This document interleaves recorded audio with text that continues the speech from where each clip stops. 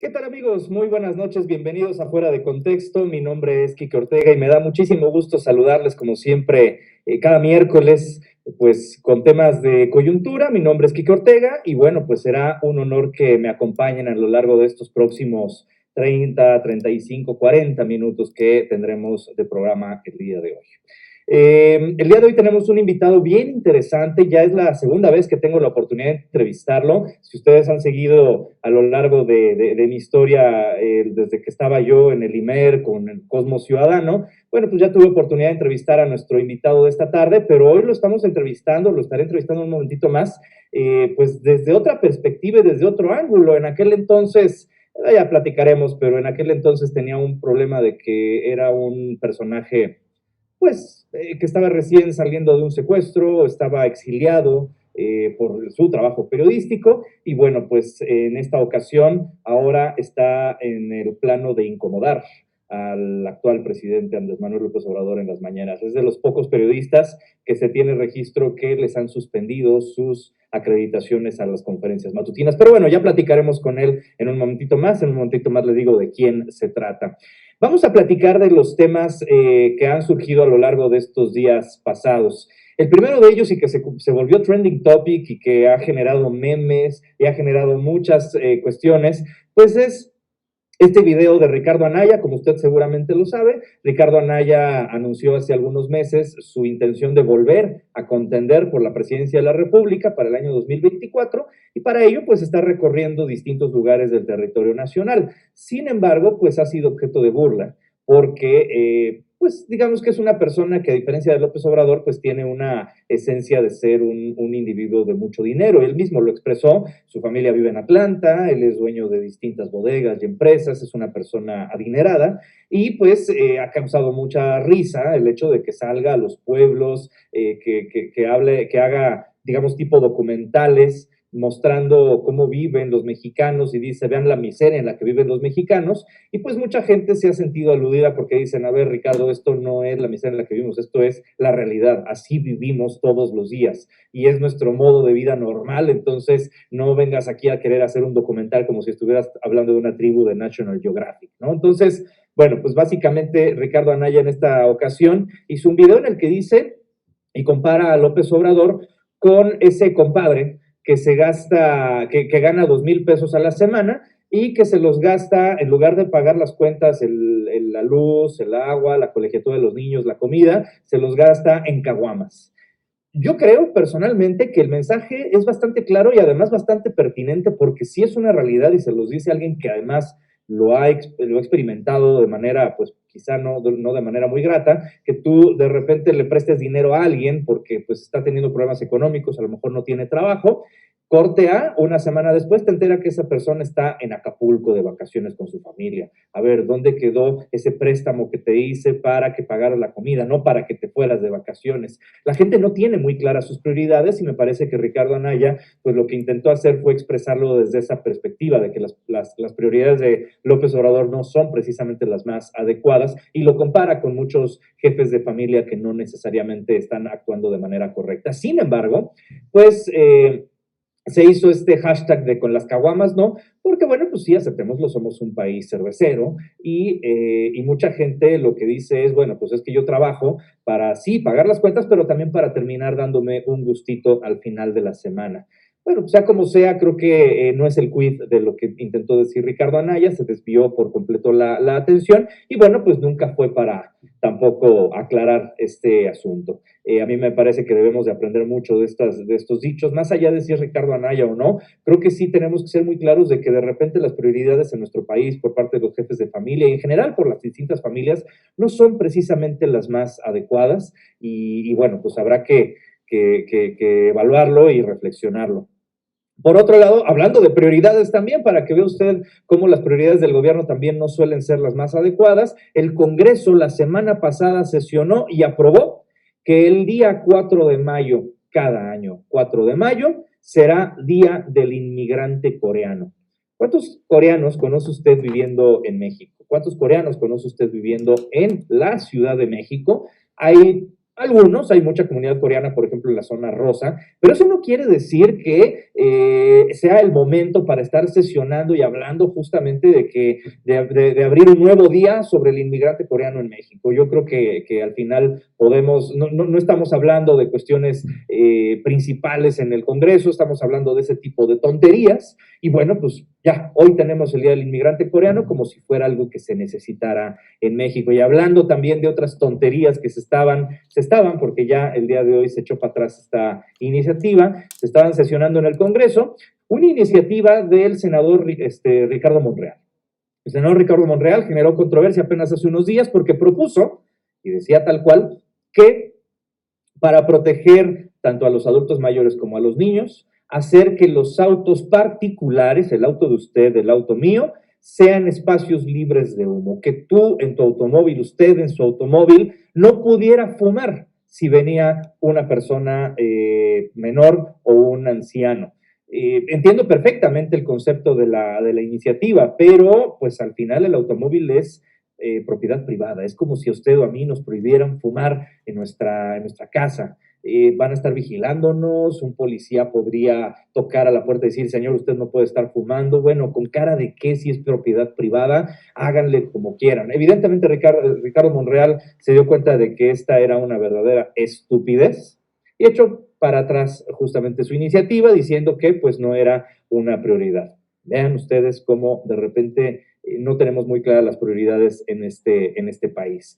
Por otro lado también, ¿qué le puedo decir? El doctor muerte, como dicen por ahí algunos, hoy día también le llaman el doctor Cipolite, Hugo López-Gatell. Hugo López-Gatell reapareció después de que hace un par de programas decíamos ¿dónde está Hugo López-Gatell? Y que concluimos ese programa diciendo Hugo López-Gatell ya lo vimos, ya está en la Condesa sin cubrebocas el día justamente que dijo que todavía era una persona infecciosa y que por eso no estaba trabajando. Bueno, pues Hugo López-Gatell ya reapareció, ya está otra vez activo en su labor como subsecretario de Prevención y Promoción de la Salud y nos dice en una conferencia de prensa, nos dice tal cual que si vamos a salir a vacacionar a la playa durante estos días de Semana Santa, lo que él recomienda es que no nos quedemos en la playa. Estemos en la playa, en el lugar abierto y terminando regresemos a nuestro hogar en lugar de quedarnos en un hotel. La pregunta que yo le quiero hacer al doctor Hugo López-Gatell es, ¿con qué cara nos está diciendo esas sugerencias cuando el señor se fue de vacaciones a fin de año?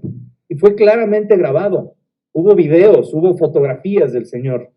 ¿Con qué cara nos está recomendando que mejor no salgamos de vacaciones, pero si vamos a salir de vacaciones, que nos regresemos para la noche en lugar de quedarnos en un hotel? ¿Con qué cara la persona que es responsable de estas cuestiones nos empieza a decir eso cuando él es la persona que lo está haciendo exactamente como él dice que no se debe de hacer? Hugo López-Gatell ya perdió total credibilidad. Por eso es que las vacunas ahorita están extrañamente al frente, una persona como el canciller Marcelo Ebrard, cuando pues él es el secretario de Relaciones Exteriores, ¿qué tendría que estar al frente del tema de las vacunas? Pero es que sí, Hugo López-Gatell quedó total y absolutamente desprestigiado con todo lo que ha hecho desde el día en el que dijo que la fuerza del presidente no era una fuerza de contagio, sino una fuerza moral, y que el presidente no contagiaba. Bueno, pues queda claro que hasta el presidente se contagió.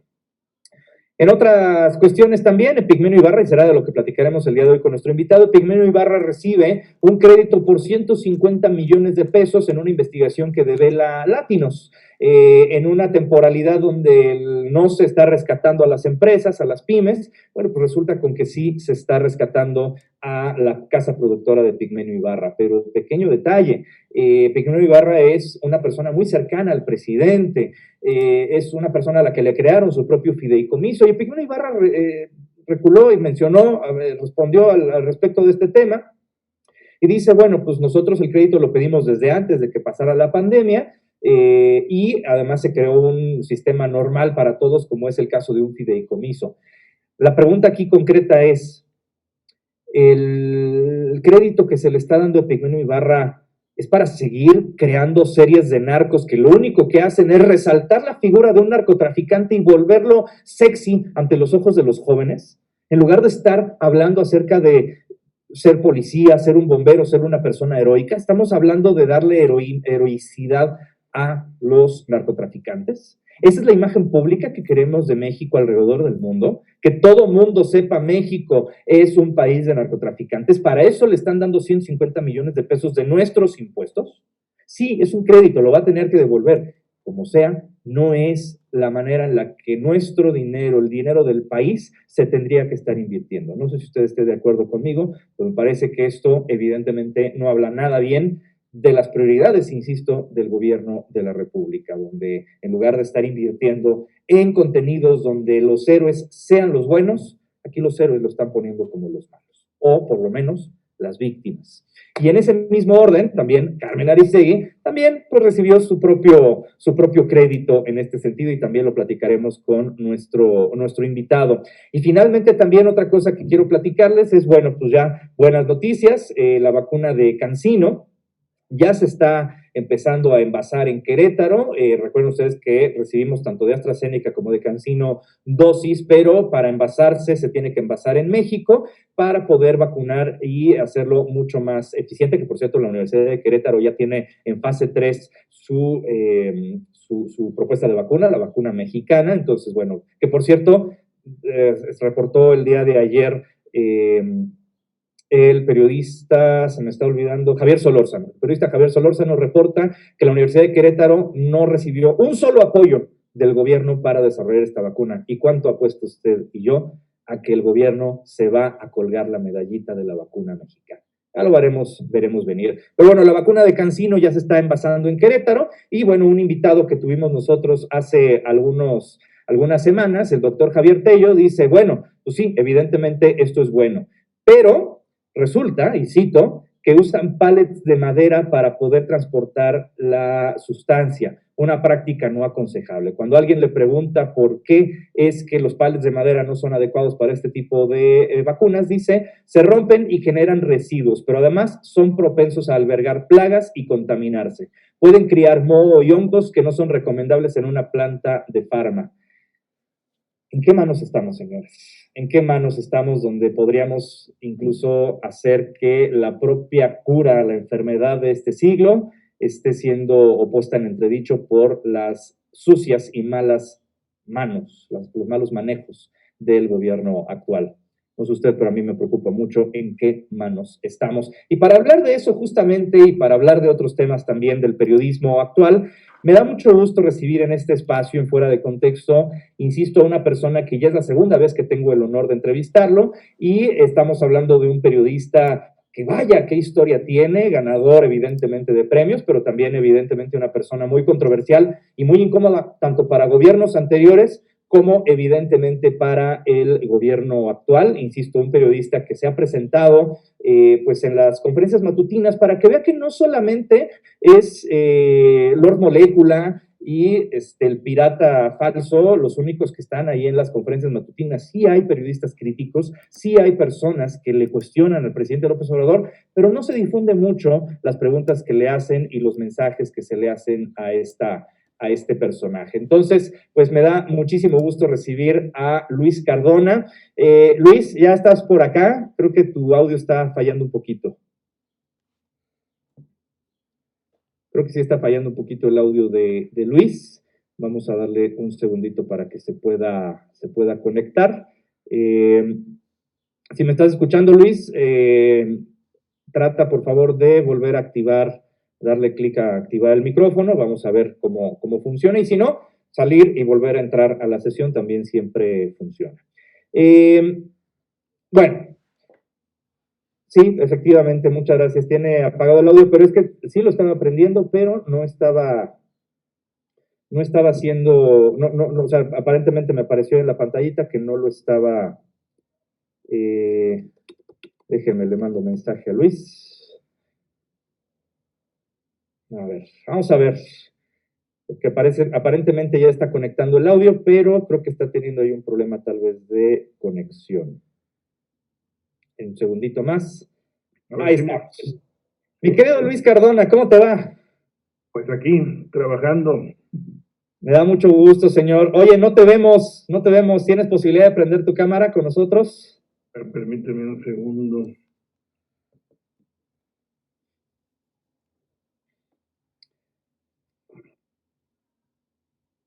Luis Cardona, pues en lo que Luis nos acompaña en esta mesa, pues bueno, Luis Cardona, como le digo, ya es la segunda vez que tengo el honor de entrevistarlo. Es una persona que ha sido muy controversial, incómoda para algunos gobiernos anteriores e incómoda también para el actual gobierno. Tiene toda una historia atrás donde él fue perseguido, incluso secuestrado por su trabajo periodístico. Y bueno, pues es la segunda vez que tengo el honor de entrevistarlo. Luis, cómo te va? ¿Qué tal? Qué gusto saludarte.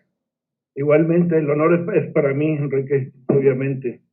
Un gusto. Oye, Luis, a ver, platícanos un poquito para la gente que no, que de repente no quedó como del todo claro. ¿Sí te quitaron o no te quitaron la acreditación para ir a las conferencias matutinas cuando incomodaste ahí al presidente López Obrador?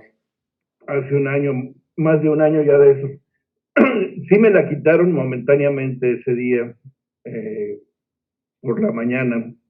El transcurso de la tarde, ya cuando se armó todo este alboroto por las redes sociales, según el propio presidente dijo que habían entrado 30 millones de twitters a su cuenta y a la mía, obviamente. Uh-huh. Después de todo eso, pues me la regresaron y hablamos Jesús y yo, e incluso publiqué la grabación donde él me dice, donde se disculpa y que había sido otra persona la que había tomado la decisión. Pero sí estuve fuera de la mañanera, pongamos, es la tarde de ese día. Ya al siguiente día ya pude entrar normalmente. Pero eso fue lo que sucedió. El Jesús al que te refieres es Jesús Ramírez, el director de comunicación social de la presidencia. Así es.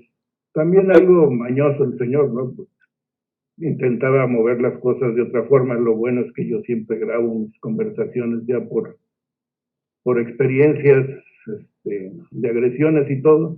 Y pues se dio en este caso. O sea, yo no tenía absolutamente nada contra él ni contra la presidencia ni nada. Simplemente estaba ejerciendo mi derecho de preguntar, y ante un vacío de comunicación que existió ahí por lo de la situación de Culiacán y el caso de Ovidio, uh-huh, pues llegamos a ese término, pero no era, para mí no era una cosa tan fuerte, ¿no? Se hizo muy fuerte y me volví un poco famoso cuando yo no quería ni siquiera eso, ¿no? Claro, sí, fue un efecto colateral. Ahora, en este sentido, Luis, tú pues has estado presente en las conferencias matutinas, te has apersonado y pues has tenido la oportunidad de convivir de cerca o de lejos, probablemente nada más de verlos, pues también con los que están ahí, que son aparentemente periodistas, pero pues más bien paleros del gobierno, ¿no? Tienes ahí al Lord Molécula y al Pirata y todo eso. Y pues finalmente también tienes a personajes que son de periodismo serio, como es tu caso. También hoy se volvió trending topic el caso de Ricardo Rocha, que también en alguna de sus conferencias matutinas incomodó al presidente de la República por pues, distintas cuestiones que sabemos todos, pues le quitaron a la mala el canal del Congreso, etcétera, ¿no? Cuestiones ahorita del feminismo. ¿Cómo ves tú este asunto de que el gobierno quiera privilegiar solamente a los paleros y de algún modo tenga actitudes como la que tuvieron contigo de las preguntas que realmente son serias, las preguntas periodísticas, simplemente para que la gente esté informada, pues simplemente las hacen a un lado? ¿Cómo estás viendo la gestión de la comunicación en este gobierno? Pues yo he criticado bastante la comunicación social de López Obrador, porque lo he vivido en carne propia, ¿no? He vivido en carne propia la forma en que desde un inicio están manejadas las mañaneras, hasta en la forma de otorgar el micrófono, ¿no?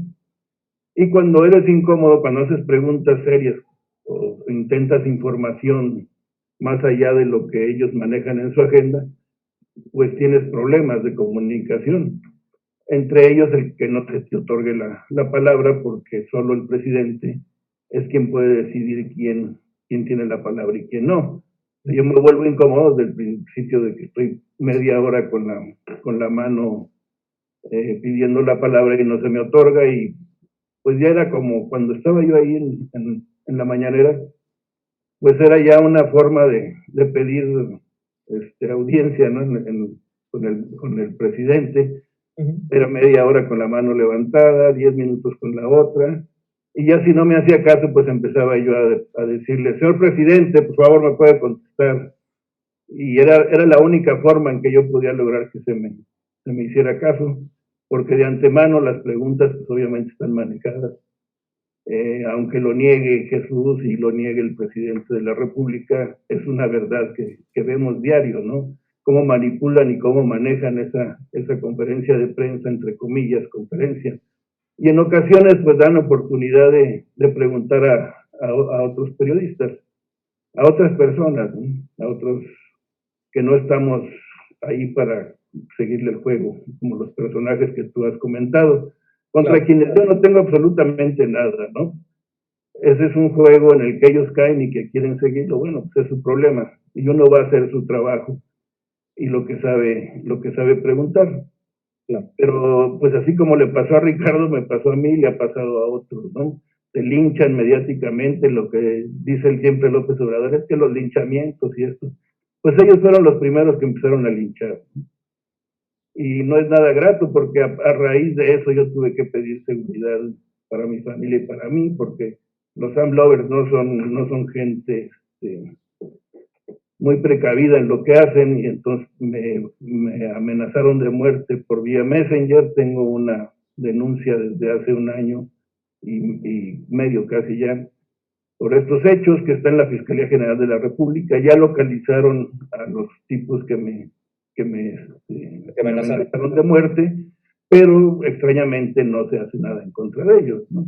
Claro. Los conocen, saben quiénes son, ya me dicen la ubicación y todo, pero la carpeta de investigación sigue en el limbo y el Ministerio Público pues haciendo de las suyas. No hay una investigación, los agentes que llevan la investigación llevan los datos, pero la gente del Ministerio Público detiene los casos. Ahora, Luis, tú has tenido a lo largo de tu trayectoria periodística, pues esta esencia, digamos, de incomodar a los gobiernos, seamos honestos, ¿no? Ya pasaste por un episodio en algún momento recuérdame si fue con el sexenio de Calderón o con el sexenio de Peña, incluso el episodio de secuestro que tuviste en ese momento. El secuestro que tuve fue en el sexenio de Calderón. ¿No? Y entonces, la pregunta aquí es, el gobierno actual se ha vendido como nosotros somos diferentes, nosotros somos tolerantes, ¿no? Con nosotros la gente sí se puede hacer escuchar.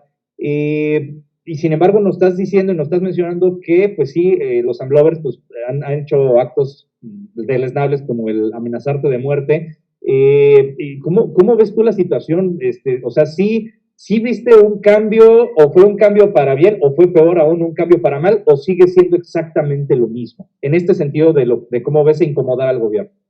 Mira, yo nunca he sido partidario, no tengo un partido político, no creo en la objetividad, a diferencia de lo que dice López Obrador, que la objetividad no existe y que los periodistas deben ser fieles a la causa, pero si la causa no es la de él, entonces eres incómodo, eres conservador, eres de todo. Yo en mi vida he sido conservador, no tengo un 5, ¿no? Ahorita si me dices cuánto tengo en mi cuenta bancaria, pues tendré 20, 30 pesos, ¿no? Claro. No soy un conservador. Vivo en un refugio que me ha otorgado el mecanismo de protección a periodistas precisamente por estas amenazas. Tengo la protección, tengo una escolta que me acompaña diariamente a cada lugar. Vivo solo, estoy divorciado, no tengo mis hijos conmigo, precisamente por esto, porque las acciones en este gobierno han sido más fuertes para mí, cuando yo criticaba mucho más duro a Peña Nieto. Cuando yo escribía de Peña Nieto era hacerlo trizas, ¿no? Claro. En las columnas, obviamente. En los reportajes y las notas diarias, pues tú sabes que son géneros y se manejan diferentes. Pero en mi columna, pues yo le surtía a Peña Nieto, ¿no? Igual a Calderón. Calderón, cuando empezó este problema de la mañanera, incluso intentó, y no me gustó, tomarme como bandera para su movimiento, y yo le dije, pues estás equivocado, o sea, no sabes lo que me hiciste con tu guerra. Fue cuando me secuestraron en Nuevo Casagrán de Chihuahua, policías vestidos de militares con R-15 y que servían al narcotráfico. Eso es obvio. La denuncia que puse en la Fiscalía Especializada para Delitos contra la Libertad de Expresión nunca se movió. La carpeta de investigación estuvo intacta hasta la fecha. Tengo un amparo en un juzgado de distrito porque dejaron que prescribieran los delitos. Y el delito de tortura no se ha podido configurar porque me dicen, bueno, pero es que tú nunca firmaste un documento, ellos no te hicieron firmar un documento en el que tú te hacías culpable de algo, entonces no se configura el delito de tortura y como es de lesiones quieren que prescriba. Estoy en la segunda instancia, estoy por irme a la Suprema Corte de Justicia con esto.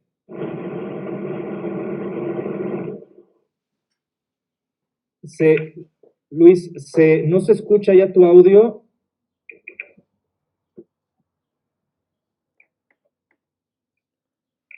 Luis, un segundito. Perdón. Ahí está, ya. Es que pasó algo con tu audio y te dejamos de escuchar un momento. Ahí está, perfecto. Entonces, nada más, exacto, sí, ya se escucha ahora bien. Nos quedamos nada más en lo de que te estabas queriendo ir a la Suprema Corte. Hasta ahí te alcanzamos a escuchar. Mi caso quiero que pase a la Suprema Corte porque parece que lo voy a perder en la segunda instancia, a cómo van las cosas. Y esto es, en este sexenio, mi proceso lleva 2 años. Yo hablé de esto con el presidente de la República y cuando estaba en la mañanera y él aseguró que mi caso se iba a ver con una perspectiva de derechos humanos y no simplemente legaloide. Pero parece que esto fue algo palabras ya en lugar de suceder eso, se vienen más en mi contra y quieren archivar mi caso. Entonces, la Fiscalía General de la República ahora se ve en mi contra cuando debería de ser quien me defendiera, ¿no? Claro. Y no, ahora tienes que, en este sexenio, la Fiscalía General de la República está archivando carpetas de comunicadores, de reporteros, que le son incómodos al gobierno. Sin embargo, a los que ellos protegen les va muy bien. Y tú has mencionado, por ejemplo, el pirata, ¿no? No tengo nada en contra de él, pero pues sí, o sea, son... ¿Candidato a diputado? ¿no? Ahora candidato a diputado, ¿no? Exacto. Lo conozco bien, sé de lo que sufrió, sé que sí sufrió una agresión. Pero la forma en que lo protege López Obrador es increíble. O sea, y así Pigmenio Ibarra y así otros. Carmen Aristegui y otros. Bueno, pero fíjate, Carmen Aristegui ahora ya es incómoda al gobierno, ¿no? Sin embargo, le siguen dando contratos. Eso es lo que llama mucho la atención. Es otra cosa, también le dan contratos a Televisa, le dan contratos a TV Azteca, a La Jornada. O sea, siguen manejando a discreción el presupuesto de comunicación social. Si realmente quisieran quitar este chayote disfrazado para las empresas y periodistas afines a ellos, porque también tienen sus intelectuales orgánicos, como dice López Obrador, que definitivamente lo defienden y hoy hacen unos escándalos tremendos, además de los youtubers, ¿no? que nos ponen ahí como lazo de cochino, ¿no? Pero con sus paquinitas así tipo pasquines de esos antiguos, ¿no?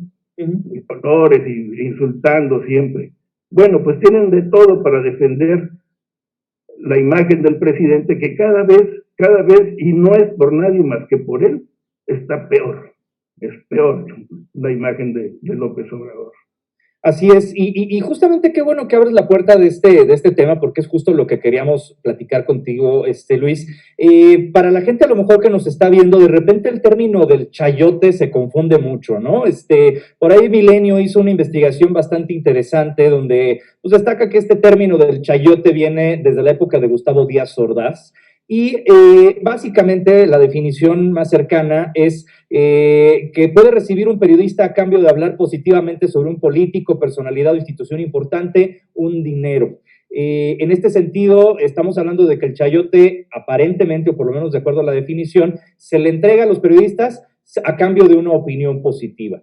En algún momento López Obrador dijo en sus mañaneras que los periodistas estaban enojados porque ya no se les daba chayote, es decir, ya no se le pagaba a nadie por hablar bien de ellos, e incluso tú te has de acordar, Luis, hasta soltó una lista de todos los periodistas, era una lista larguísima, de todos los periodistas que aparentemente habían recibido chayote en el sexenio de Enrique Peña Nieto. Uno de ellos, y lo vuelvo a mencionar por justamente la coyuntura que estamos viviendo, fue el caso de Ricardo Rocha, que además creo que era el primer lugar en la lista, amigo además del presidente López Obrador en un momento, y Ricardo Rocha lo dijo, a ver, señor presidente, lo dijo abiertamente en los videos que están circulando en redes sociales. Una cosa es el chayote, que es justamente esto de hablar positivamente a favor del gobierno. Yo no hablé a favor del gobierno de Enrique Peña Nieto en ningún momento, usted lo sabe perfectamente, y estos contratos que usted está mostrando y que está desnudando ante los ojos de la gente son contratos de producción audiovisual dedicados, por ejemplo, para temas de turismo, y dice, y además quedaron muy bonitos y están a la vista de cualquier persona. Entonces, me parece que López Obrador ha confundido o ha querido deliberadamente confundir a la gente entre el chayote, que no existe como tal un registro documental del mismo, es simplemente un dinero que se le entrega, contra contratos para servicios al gobierno de promoción o de difusión que no tienen que ver con el mensaje gubernamental, sino a lo mejor algún tema, insisto, en este caso tal vez turístico. ¿Tú cómo lo estás viendo, cómo lo estás percibiendo en este momento? Porque bueno, sabemos que existe y López Obrador miente al decir abiertamente que el chayote ya no existe, solo que cambió de manos. ¿Tú lo estás percibiendo de esa manera, por ejemplo, ahorita con Epigmenio, con Carmen? ¿Estás percibiendo que sí, el chayote simplemente cambió de manos? Mira, yo considero lo que tú mencionas ahorita, ¿no? Lo que son contratos de publicidad, para mí siempre han sido chayotes disfrazados, ¿no? Uh-huh. Y son componendas con empresas para que te manejen la imagen. La simulación que tiene, por ejemplo, con Televisa y con TV Azteca, pues es muy obvia. Son las dos empresas que tienen los contratos millonarios más grandes. Y después de ahí sigue la jornada. La jornada es como un periódico vocero de todo lo que dice Andrés Manuel, porque nunca pudieron posicionar el periódico de Regeneración de Morena que dirigía Jesús Ramírez. Así es. Ese periodiquito no es más que un panfleto donde ellos externan lo que quieren. Y así querían hacer la mañanera, pero no han podido porque existimos gentes que criticamos y que damos a conocer esas pifias, ¿no? Entonces, el chayote, así como tú lo mencionas, yo recuerdo que decían, oye, y los sobres y esto, cuando hacías una gira con algún político, un presidente de la República, un gobernador o hasta un presidente municipal, te decían, oye, y el sobre ese era el chayote, el dinero que le daban a ciertos reporteros, no a todos, porque también en eso se medían y sabían con quién lo podían hacer. Y son selectivos. Selectivos. Entonces, cuando tú les decías, yo no quiero sobre, no te entendían y se hacían los indignados, pero pues te iba muy mal, no te llegaban la información, entonces eso hacía que nosotros creciéramos porque íbamos por más y más información, y es lo que le sucede a López Obrador. O sea, yo en mi vida quiero dinero de su gobierno, o sea, no lo recibía de Peña Nieto, no lo recibía de Calderón, no lo recibía de Fox. No me interesa. Pero cuando te atacan en Twitter o cuando te atacan en Facebook, en las redes sociales, siempre te ponen, chayotero, ¿no? Lo primero, cuando ni siquiera conocen de qué se trata el chayote, ¿no? Es eso, nada más la corrupción periodística. Pero cuando esta no se da, entonces sí vienen las agresiones, vienen los problemas. Y eso le pasó a Ricardo, ¿no? O sea, tú tienes una empresa, incluso eres amigo de él, y te dice chayotero nada más porque recibes un dinero de un trabajo que realizaste para el gobierno. Así es. Entonces, pues no den contratos, ¿no? Lo más sano es olvídense de los contratos para quien sea, manejen los tiempos que por ley se les da al gobierno.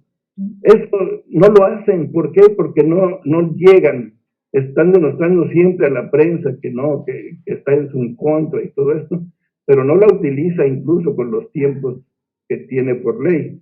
Si así lo hiciera, todo sería muy diferente. Si su mañanera realmente fuera un diálogo circular con los medios, sería muy diferente, pero no lo es, lo maneja, ellos manejan todo. Entonces, ese diario maldecirnos a quienes somos incómodos, pues no nos lleva a otra cosa más que tratar de ir más allá en la rendición de cuentas, en la transparencia del gobierno e investigar las cosas, y pues damos con ellas desafortunadamente, ¿no? Para ellos, afortunadamente para el pueblo bueno. Claro. Porque estamos informando, esa es nuestra misión. O sea, no es que él diga el pueblo bueno y que diga estos 20 periodistas son los mejores de México y aparte de eso ya no hay más. Bueno, él quién es para palomear Él no es nadie, será el presidente de la República, pero no es nadie para palomear a quién sí es y quién no es periodista. Y si yo aparentemente estoy en su contra, porque además no lo estoy, sino simplemente divulgo las cosas que yo encuentro mal en su gobierno y en los otros, ¿no? Así es. Tampoco voy a estar haciéndole el juego como se lo hace Molécula o como se lo hacen otros, diciéndole, qué bonito está usted hoy, señor, ¿no? No, o sea, yo no voy a ir a alabarlo ni a mostrar mi amor por él. Voy a preguntarle lo que está sucediendo en el país. ¿Por qué esa inseguridad? ¿Por qué ese sometimiento al narcotráfico? ¿Por qué la delincuencia nos está gobernando y no su gobierno? ¿Por qué Michoacán está tan mal? ¿Por qué ahora ya la Policía Nacional, la Guardia Nacional es utilizada nada más para contener la migración y no los problemas reales de inseguridad en el país? O sea, eso no le entran. Y la gente está siendo desplazada de ciudades en la sierra y de ciudades urbanas. Todo es un problema, es un caos de inseguridad. ¿Y qué está haciendo? No, manda de gobernador a Sonora al que era secretario de Seguridad Pública. Que no dio un solo resultado, uno solo en temas de seguridad. Exacto. Y no tuvo un solo resultado. A mí eso me indica nada más que llega a Sonora a pactar con la delincuencia. Como lo está intentando hacer evidentemente con Guerrero, ¿no? A chaleco poner a Salgado Macedonio, un personaje. Salgado Macedonio, un presunto delincuente, un presunto violador, con la imagen que tiene el tipo por sus nexos con los Beltrán Leiva ya en sus tiempos, con Arturo y todo eso, lo hace gobernador. ¿Por qué? Pues es obvio, a pactar simplemente con el crimen, con la delincuencia y dejarlos actuar libremente. O sea, ¿a quién engaña? ¿A quién intenta engañar? A nadie. ¿Sí? Y esos son los personeros que utiliza como John Ackerman o como Epigmenio Ibarra. Y Epigmenio Ibarra, ahora que le publican un documento donde se sostiene que son 150 millones de pesos para su empresita de series narcas, entonces ahora sí ya pega el grito en el cielo. Eso es un chayote disfrazado. Ese es un personero chayotero. Eso es la gente que maneja la comunicación social de la 4T. Tú mencionaste en tu tweet en algún momento, y lo platicábamos justamente, a Epigmenio Ibarra como el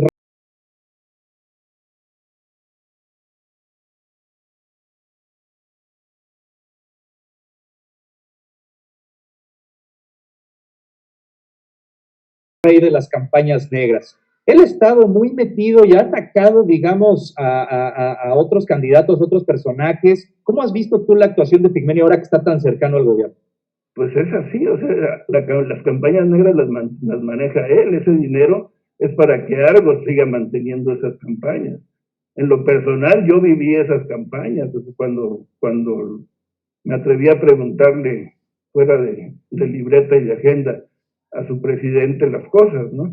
Entonces se metió encima y era mi seguidor y nos seguíamos y concordábamos en todo el pase de lista y todo. Pero en lugar de hacer un pase de lista, se pasó de lista. No, claro. O sea, no me venga a mí, Epigmenio, a decir que la libertad de expresión y que todo esto, no, porque él es precisamente uno de los que nos ataca a los incómodos. Y yo no soy conservador, es más, no tengo ni automóvil siquiera, ¿no? Así es. Entonces, batallo mucho para tener saldo en mi teléfono para poder trabajar. Ahora con la ayuda del mecanismo, bueno, pues me sostengo un poco más y ya trato de reintegrarme a mi vida periodística.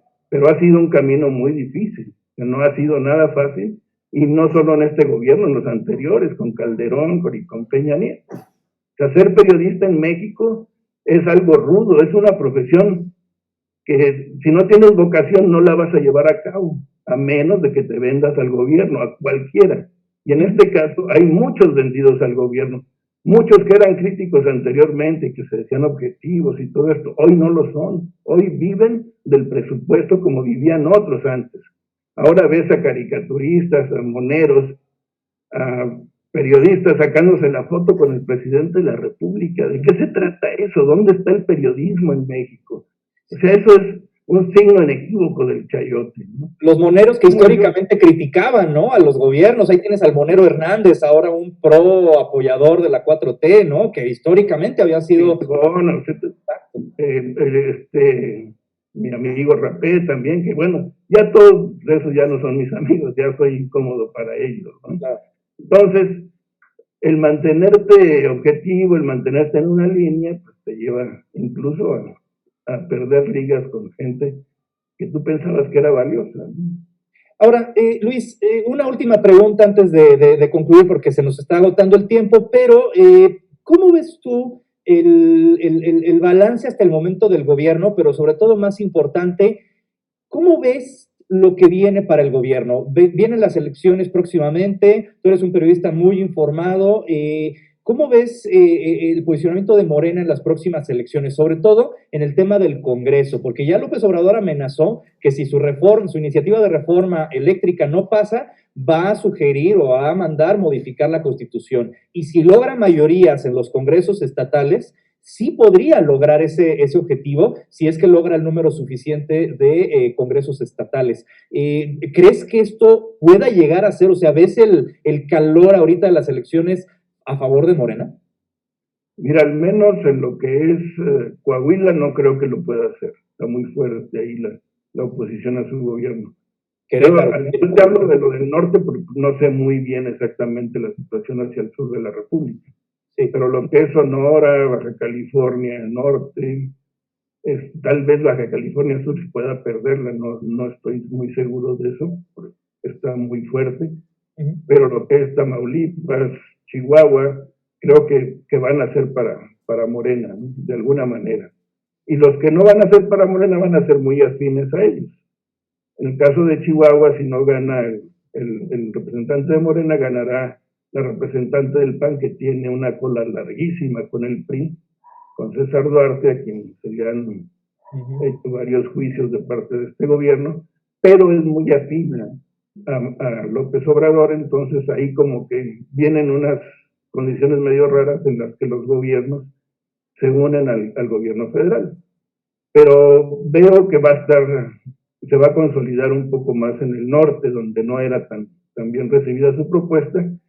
En el sur no te puedo decir, no estoy bien compenetrado en eso, pero sí considero que los diputados federales tal vez puedan bajar, ¿no? Aunque tenga fuerza en los congresos locales, puede que su fuerza dentro del Congreso Federal no sea tan fuerte.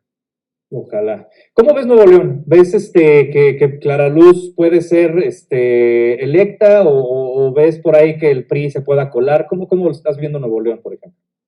Pues creo que Clara Luz, ¿no? Creo que Clara Luz puede ser la fuerte. Pero pues todo es un volado, ¿no? Sí, se juegan muchas cosas y todavía faltan muchas semanas para la competición. Sí, y además los juegos son de poder, no son políticos, ¿no? Los grupos de poder son los que manejan todo esto, aunque los de Morena digan que no. Sí, son más PRI que Morena, o sea, no, ahorita ya hay más priistas, tú ves las listas de los candidatos y son más priistas que morenistas. Claro. Entonces es muy difícil, incluso muchos candidatos con situaciones legales impresentables, presuntos. Incluso en Apatzingán, por ejemplo, hay un tipo que fue procesado por homicidio y ahora está como candidato del PAN, PRI, PRD. Cuando estuvo en la cárcel fue precisamente por el homicidio del presidente del PAN. Entonces, date cuenta tú los movimientos del poder que se dan, ¿no? Y cómo la delincuencia organizada pues, está detrás de muchas cosas de esto, ¿no? Totalmente. Luis Cardona, te agradezco mucho por haber estado aquí en Fuera de Contexto. Me da mucho gusto volverte a saludar después de varios años. Y bueno, pues que se repita, este es tu espacio y será un gusto que volvamos a tener otra entrevista más adelante. Muchas gracias, Enrique. Cuando gustes, ya sabes, aquí estoy a tus órdenes. Gracias, cuídate mucho, que tengas un excelente miércoles. Y amigos, a todos ustedes, gracias por sintonizarnos. Nos vemos dentro de 8 días para otro tema de coyuntura aquí en Fuera de Contexto. Que tengan una muy bonita noche.